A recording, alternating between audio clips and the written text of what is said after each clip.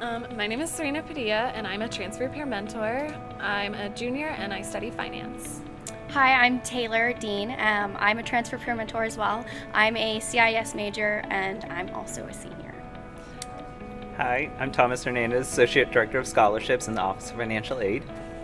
Hi, I'm Lauren Copel, Assistant Director of Scholarship Support and Retention and Roadways. And I'm Carrie Applin Gomez. I'm coordinator with the Scholar Success and Retention. And we're here today to talk to our panelists about some scholarship opportunities and help answer questions that you may have in the future. So our first question is, what type of scholarships are available for students? There are four main types of scholarships available to students. Those come in the different sources of state scholarships, external or private scholarships, our MSU Denver Foundation scholarships, and our institutional-based scholarships.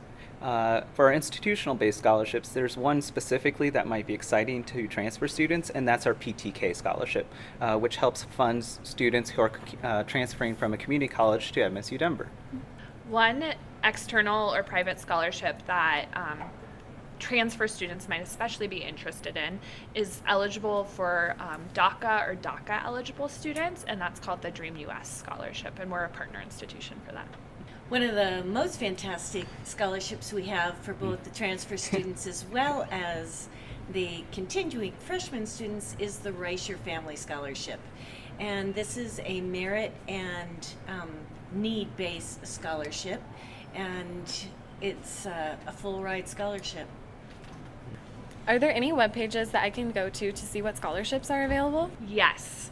The Office of Financial Aid and Scholarships on the scholarship page has some really specific information for scholarships, including scholarship writing tips, a great database of external scholarship opportunities that gets updated twice a month, as well as the MSU Denver General Scholarship application.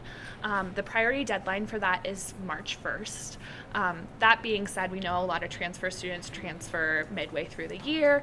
It is always worth doing your scholarship application at any point, and there are some scholarship opportunities, like transfer opportunities, that might not be awarded specifically around that deadline. Additionally, the Gender Institute for Teaching and Advocacy, also called GITA, has great scholarship resources and information on their webpage, as well as the Roadways Scholarship website. You can find that under Getting Scholarships if you search for that.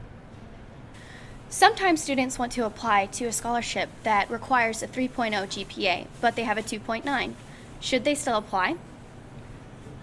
I would say the answer is yes. You always want to apply for scholarships because you're usually in the middle of a semester, and that will help you kind of keep you motivated to get better grades, and all of those grades will count in your cumulative GPA. So if there's a chance that you can bring it up to whatever that 3.0 or requirement is, I would say yes, make sure you apply.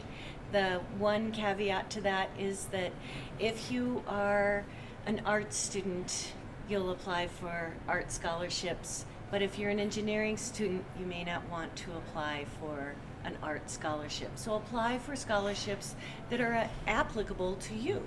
What is your major? Is there a minimum amount of time I need to have been an MSU Denver student to qualify for scholarships? Technically, no. However, you do want to make sure that your admissions application is completed.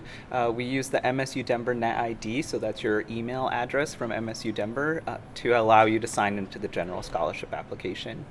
What's important about that is that's where we pull the information about you specifically. So that's where we'll check your GPA, your transfer credits, as well as any other information about your student account that we need to know. We also encourage that you have your FAFSA as well as a Dreamer application completed. If you're an undocumented student, then you do the Dreamer application. If you are a traditional student, you do the FAFSA. But what's important about that is that we use that complete file and that information to award our institutional scholarships. We do have a specific transfer institutional scholarship that's available, and we look for students who have a 3.25 and at least 12 credit hours transferring in. What is the relationship of scholarship money to the overall financial aid award?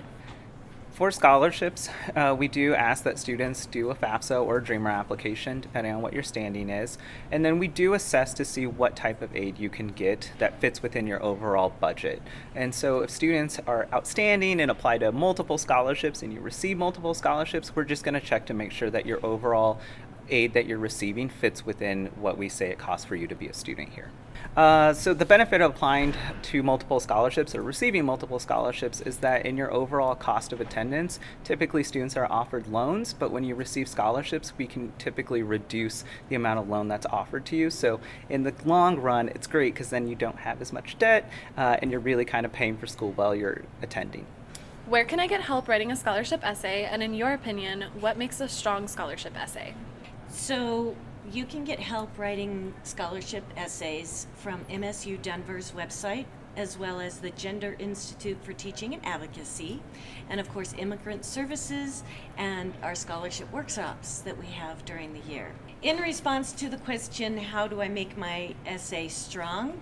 You want to make sure that you're answering the questions for the particular essay that you're writing for, the question you're writing for, and tell your story. We want to hear about you.